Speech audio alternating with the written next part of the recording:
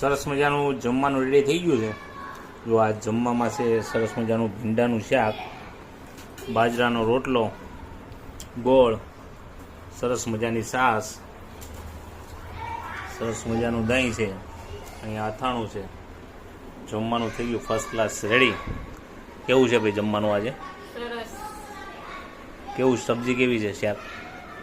મેં બનાવી તો હારી જ ખાવ ને। કાંઈ ઘટે નહીં। રોજ કરતે। ઓકે, ચલો આપણે ટેસ્ટ કરીએ।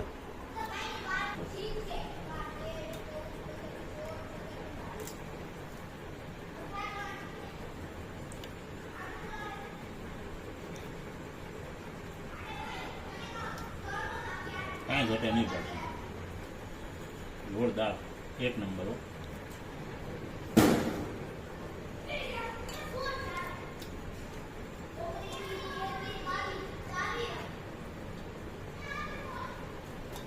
ભરીને ભીંડા કરે, નહીં ભાવતું ભરીને ભીંડા